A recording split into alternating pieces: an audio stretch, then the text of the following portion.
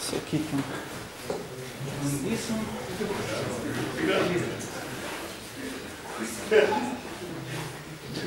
Pradžiai aptarsiu paskaitos reikalavimus. Čia turiu sandą. Tai iš esmės galutinis balas susidės iš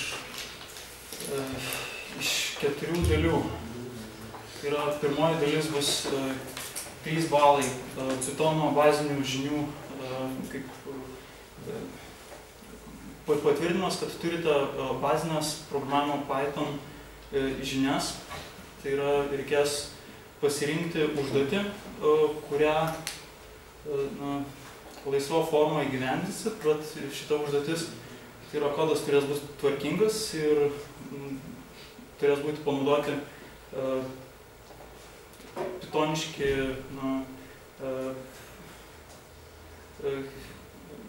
Pythono programavimo tam tikros praktikos. Tai už šitą gausit 3 balus. Sekantis 3 balai bus dalyvavimas komandinėme darbe. Tai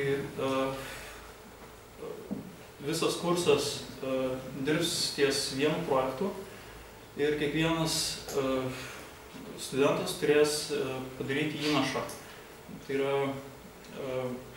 suprogramuoti nedidelę tos didelės sistemos dalį ir tai padaryti tinkamai. Tai yra, šitas didelis projektas bus webinė sistema, sakykime, paprastas tinklapis, bet jis turės būti parašytas labai aukštos kokybės kodų. Tai reiškia, visa sistema turės būti grįsta regresiniais testais. Todėl kiekvienas žmogus darantis įnašą į šitą projektą turės įsitikinti, kad jo kodas yra gerai ištestuotas ir kad kitas žmogus, sakykime, netyčia padaręs pakeitimus, nesugriautų visos sistemos. Trečioji dalis bus seminaras. Tai yra, kiekvienas savarankiškai turėsit pasiruošti, papasakoti apie nedidelę Pythono biblioteką. Tai yra laisvos formos Pythono visos ekosistemos tyrimas ar mažos srities apibendrinimas. Tai pranešimas turės būti apie 7 minučių, tai yra nuo 5 iki 7 minučių. Ir tiesiog pasirinkę jums įdomią sritį ir turėsit ją įsigilinti ir pristatyti kitiems. Kiek balų šitą seminarą? Už seminarą bus 2 balai, seminaras yra privalomas. Tai yra, išlaikyti galite ir nepristatę seminarą, bet jeigu nepristatysit seminarą, maksimalus įvertinimas bus 8 balai. Likę 2 balai yra iš egzamino. Egzamino forma bus laisvos formos klausimai, į kuriuos atsakyti, norint teks šiek tiek ir pasukti galvą. Egzamino metu nebus galima naudotis jokia literatūra, kompiuteriais. Tai labiau bus atviri ir filosofiniai klausimai priedo, keli bus ir iš Pythono plonybių.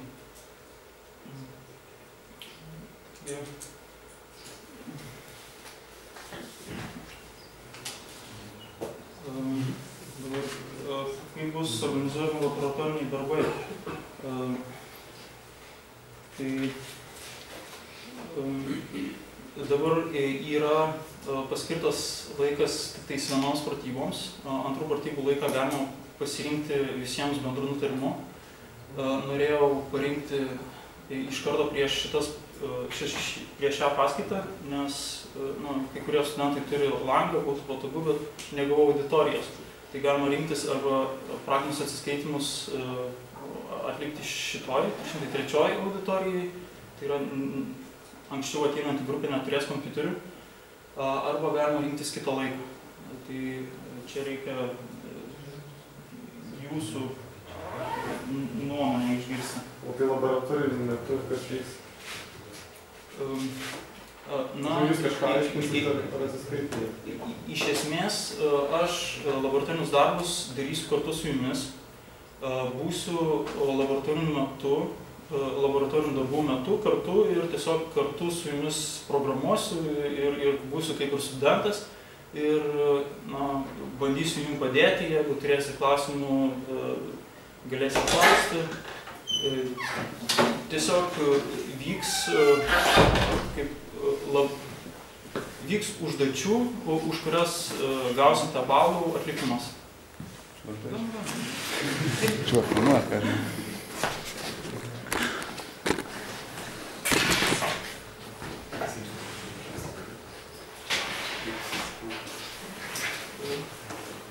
Tai iš esmės Pythono visa ekosistema galimybės labai intensyviai vystosi. Tiesiog nėra galimybė vienam žmogui aprėpti tai, ką suteikia Pythono infrastruktūra, ten net ir maži moduliai ten labai greitai vystosi. Todėl, norint maksimaliai daug naudos pasimti visą kursą, turėsim stengtis kuo labiau atnaujinti. Tai yra, visi studentai turės prisidėti prie šitų žinių atnaujinimo. Tai yra, kas yra prieinama rinkoje šiuo metu ir kokias galimybės suteikia Pythonas. Tai aš kaip dėstytojas, ne visai jaučiuosi dėstytojas, aš esu tik vienas iš studentų. Ir irgi turiu tik mažą dalį žinių, kas yra prieinama pasaulyje, tai pateiksiu jums tai, ką žinau, bet norėsiu, kad jūs įsitrauktumėt ir mane papildytumėt, siūlytumėt, kaip patobulinti kursą, ne tik kursą, bet ir ieškotumėt įdomių dalykų ir juos pristatytumėt kitiems. Šiaip turėčiau šiek tiek plačiau prisistatyti.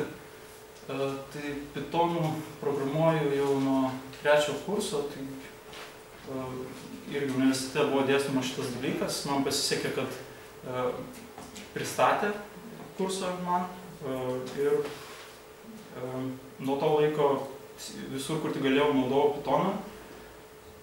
Ir pavyko tiek įsidarbinti skirtingose 3 įmonėse programuotojų, tiek pavyko magistrinį darbą labai gerai parašyti su drauge, o dabar žmona laimėjome geriausią magistrinio darbo apdovanojimą, o visas darbas susivedė į tai, kad įsigilinom į tam tikrą algoritmų sritį, panaudojom Pythono NumPy biblioteką ir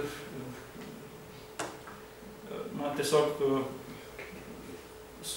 panaudojom mokslinius skaičiavimus, realizavom gan sudėtingą matematinį algoritmą, tai yra neuroninius tinklus. Šitą algoritmą sukombinavom su kitu algoritmu ir gavos, kad išvystėm gan sudėtingą algoritminę bazę. Po to nusprendėm panaudoti MIFO superkompiuterio galimybės. Realizavom eksperimentinę bazę. Tai yra eksperimentam vykdyti skirtą infrastruktūrą su irgi Pythonu. Tai yra visus tuos pythoniškus algoritmus paleidom superkompiuteryje, išlygiagretindami skirtingiams duomenų rinkiniams ir vykdėm labai didžiulį mastą eksperimentų ir pavyko išgauti gan tikslę statistinę algoritmų įvertinimą. Todėl visas mokslinis kaip ir pažangumas, tai yra pažanga padaryta, iš to tyrimų srity buvo labai didelė. Ir Visą tai pavyko padaryti vien dėl Pythono patogumo. Su Pythono programavimo kalba išeina labai efektyviai įgyvendinti kodą ir dėl to išeina per tą patį laiką padaryti kur kas daugiau nei su kitom programavimo kalbom.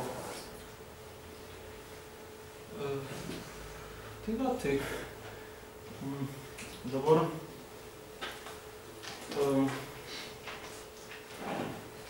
gal perkim prie tinklapio. Tai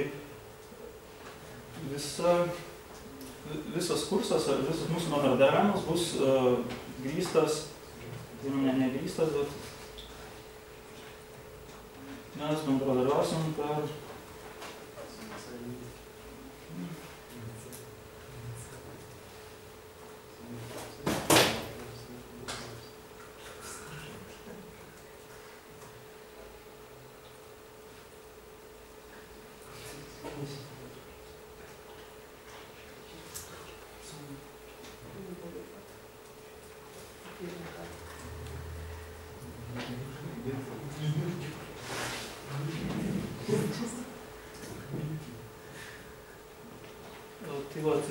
tokioje svetainėje. Adresas yra hack4.lt ir šioje svetainėje bus talpinami paskaitų video su tom paskaitom susiję kodo pavyzdžiai, literatūros šaltinių, laboratoriniai darbai. Tai visiems jums reikės prisiregistruoti šitoj svetainėj. Mano slapyvardis yra niekas. Čia šiaip yra nebūtina įvesti visų duomenų, bet šiaip rekomenduočiau.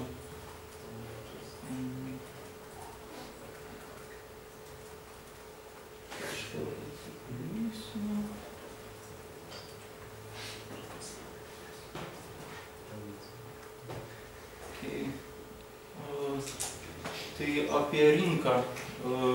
Norint įsidarbinti šiais laikais neužtenka parašyti vien gero CV. Apskritai naudoti Eurostatą kokį nors kitą CV rašymo šabloną labai nerekomenduoju, nes tai yra standartinis kelias ir nelabai patraukia darbdavių vaizduotę. Siūlyčiau CV rašant jį pateikti kuo paprasčiau ir į CV siūlyčiau įdėti atviro kodo pavyzdžių, jeigu turite. Taip pat yra tokie socialiniai tinklapiai kaip Stack Overflow, kuriuose galima atsakinėti ir užduoti protingus klausimus. Tai šitie jūsų užduoti klausimai ir atsakymai yra labai geri jūsų konstruktyvumo atspindžiai. Tai jeigu turite pavyzdžių, kaip jūs gražiai išgryninate tam tikrą problemą ir ar ją išsprendžiate, tai labai yra didelė duoklė jūsų kaip autoritetui. Tai į CV siūlyčiau pirmą įdėti kodo pavyzdžių, tai gali būti, sakykim, GitHub'o tiesiog repozitorijų.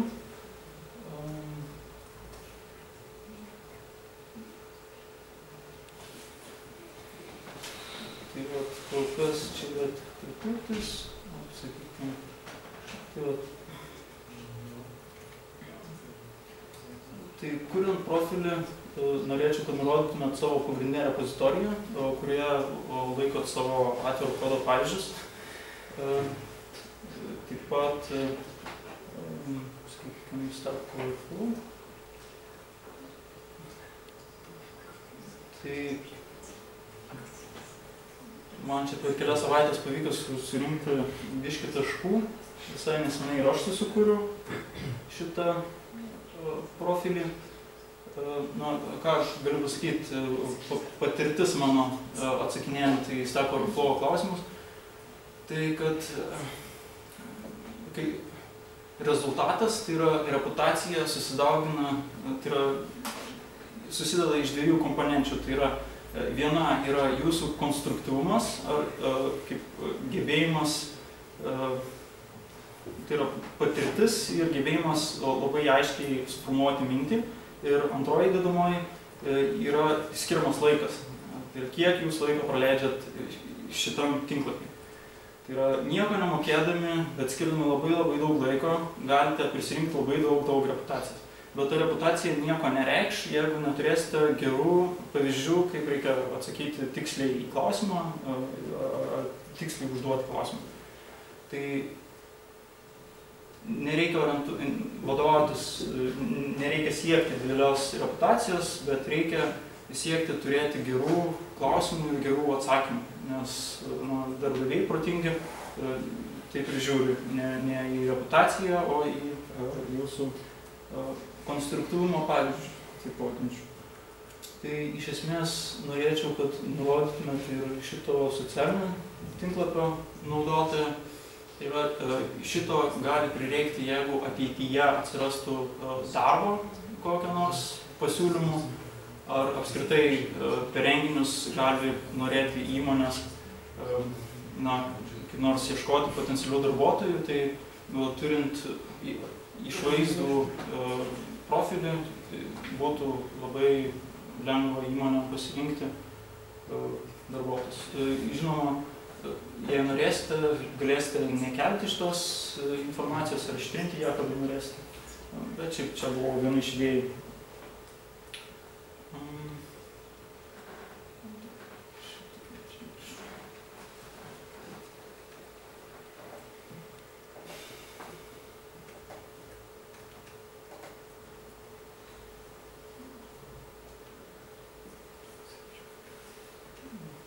Pavyko prisijungti, prisiregistruoti.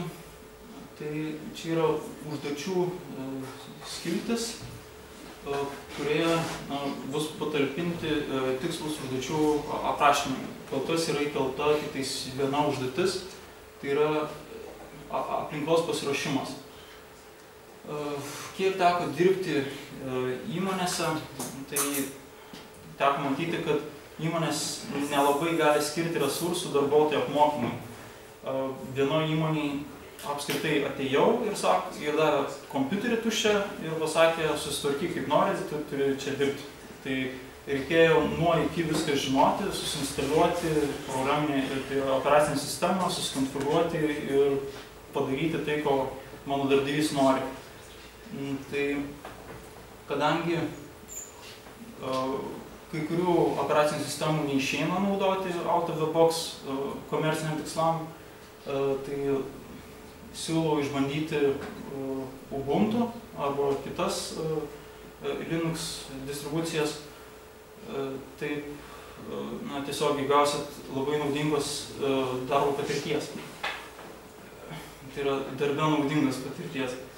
Ir kadangi kursas yra labai platus, aš pateiksiu vieną konfiguracijos pavyzdį, kurį tiesiog pavyks out of the box įvykdyti ir su juo dirbti, programuoti, nežinant nieko, beveik nieko apie konfigūravimo galimybės. Jeigu norite rinktis kitą distribuciją, tai už laiką reikalingą tai distribucijai sukonfigūruoti atsakote patys. Taigi, sekdami instrukcijas, galėsite sutilpti, manau, net greičiau padaryti visus laboratorinius darbus, negu per tas 32 valandas skirtas jūsų asmeninio darbo. Taigi, čia tokios paprastos instrukcijos, tai yra siūlau susikurti, kas dar neturit GitHub'o, Stack Overflow paskyras, tada prisiregistruoti šitoj Hack4LT svetainėje, tada susikonfigūruoti, tai yra tiesiog įsinstaliuoti Ubuntu operacinę sistemą arba Debian, ar kokį jūs norit, bet siūlyčiau vis tiek naudoti Ubuntu, jeigu nėra galimybės susidiegti kaip iš savo asmeninės aplinkos, tai tikriausiai pavyks panaudoti ir MIRFO infrastruktūrą, ten yra instaliuoti Debian ir tikriausiai pasirūpinsiu, kad būtų tose aplinkose visi reikalingi paketai ir bus galima programuoti tiesiog prie MIRFO kompiuterių.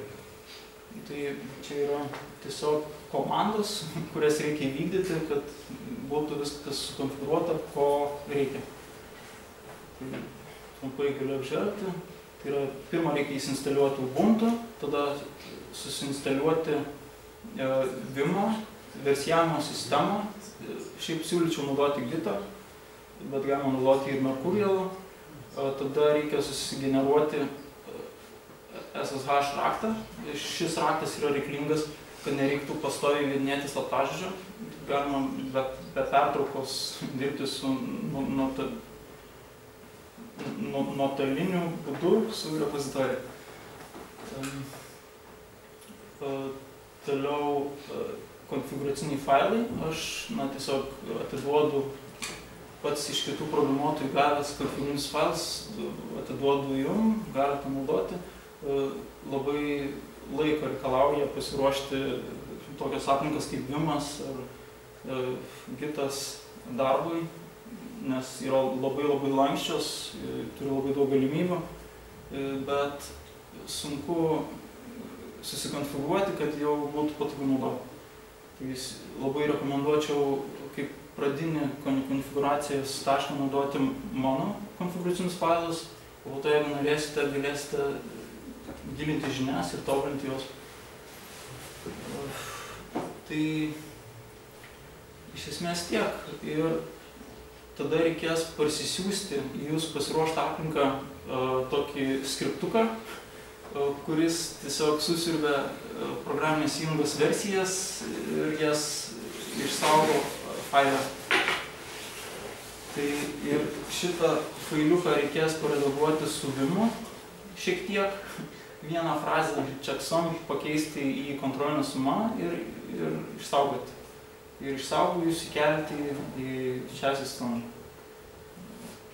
Tai reikia pasiruošti aplinką ir ją pasiruošus reikia paleisti skriptuką, kuris sugeneruoja vieną failą. tą failą šiek tiek paredaguoti, kaip čia pasakyta. Šito paredagavimo aš noriu, kad jūs bent išbandytumėt Vim redaktorių, nes tai tampa, bent jau kiek teko matyti, tai yra standartinis programuotojų redaktorius.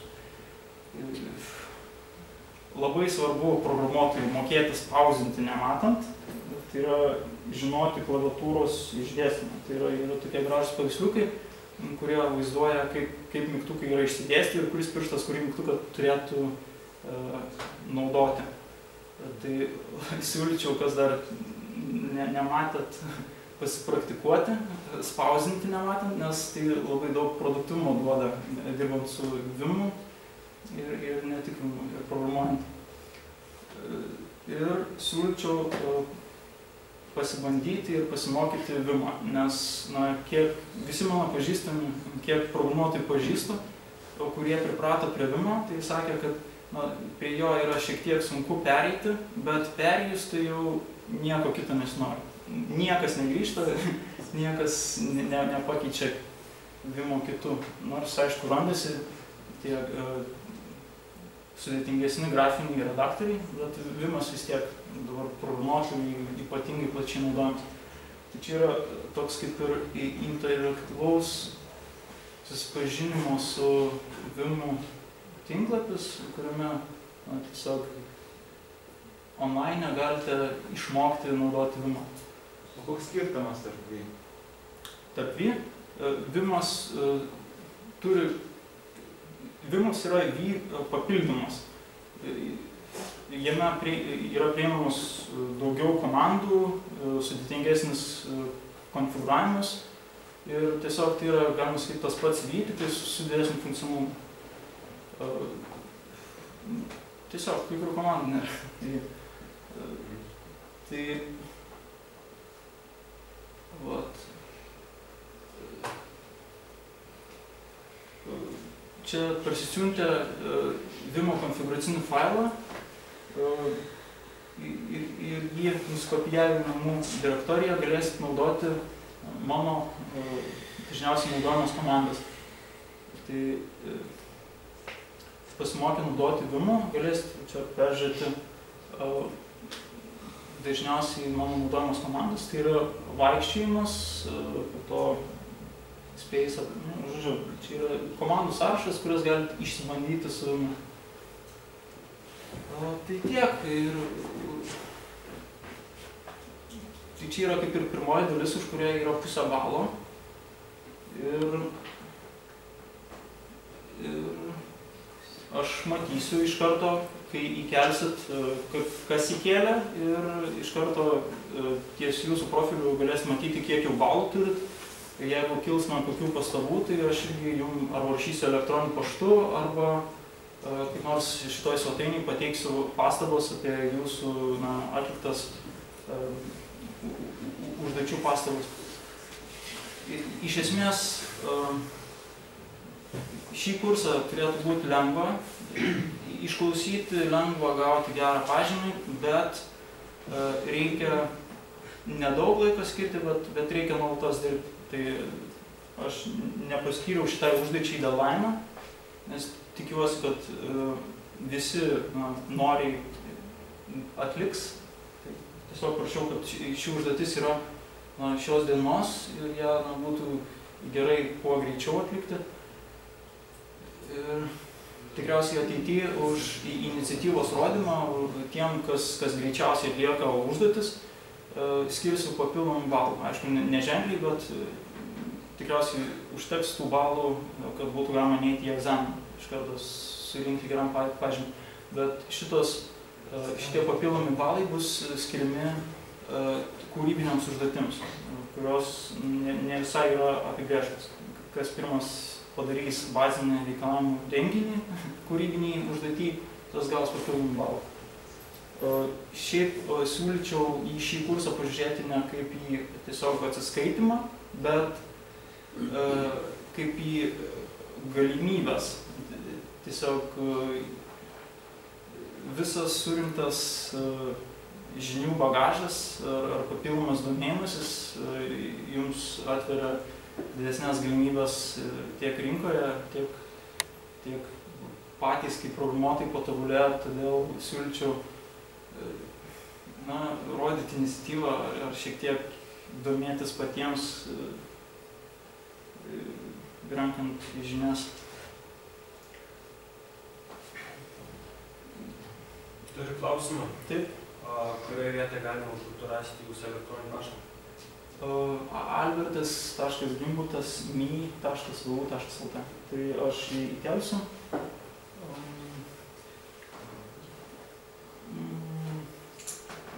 Sakykime, šiandien vakare,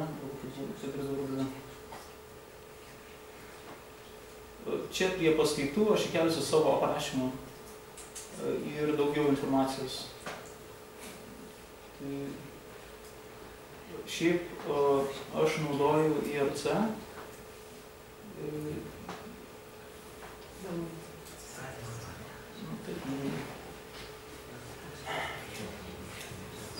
Dar viena maža užduotėlė yra pasirinkti, kokią užduotį norėsit įgyvendinti. Tai yra, kaip sakiau, norint gauti pirmosius 3 balus, tai reikės atlikti kurią nors užduotį savarankiškai.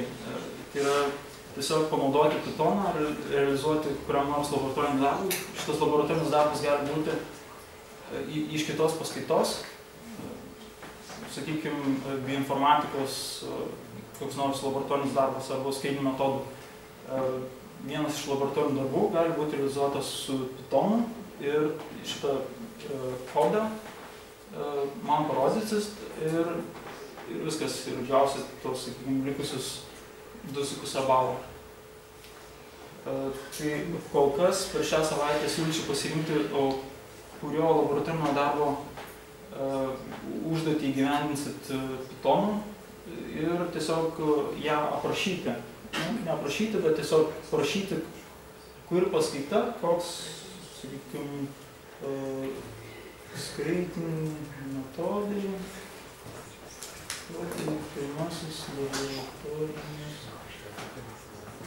darbas, kurios gausim metodas.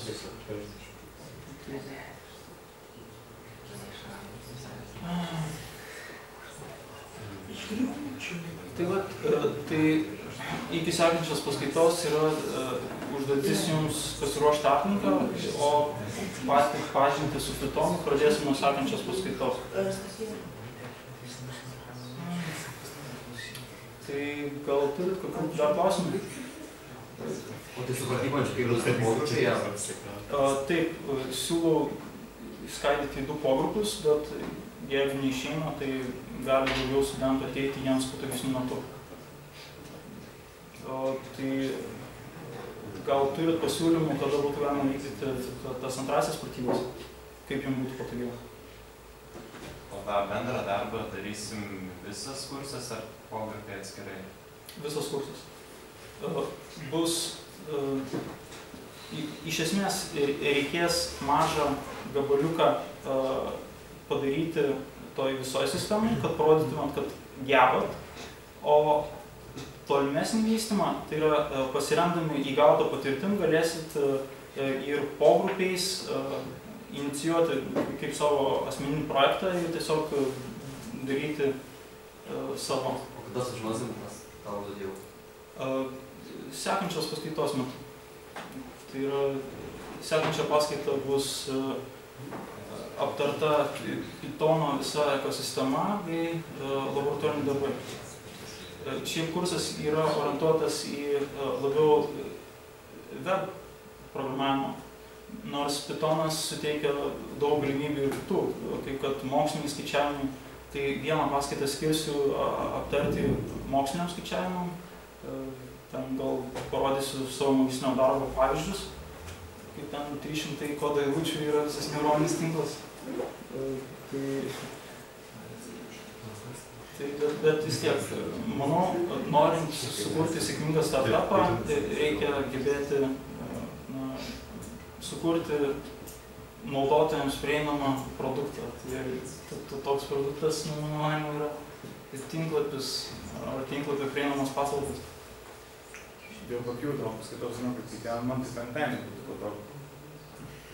Jums? Penktadienio 9 valandą. Aš tikriausiai, tai pirmoji užduotis, tai jūs turit prisiregistruoti šitoje svetainėje, nurodyti savo elektroninį paštą ir aš su jumis bendrausiu tuo elektroniniu paštu. O paštas turėtų būti iš MIFO pusės, ar gali būti Gmailas? Gali būti bet koks. Tai ir aš tikriausiai sukursiu Doodle arba kokią nors kitą apklausą, kurioje galėsit sužymėti jums patogų laiką, tiesiog, kad būtų patogiausias visam kursų laikas. Tai tiek. Literatūra kurso, tai šiaip yra nurodyti 2 pagrindiniai šaltiniai, bet sekdami instrukcijas galėsit susirinkti visiškai visas žinias, kaip reikia 10 gauti.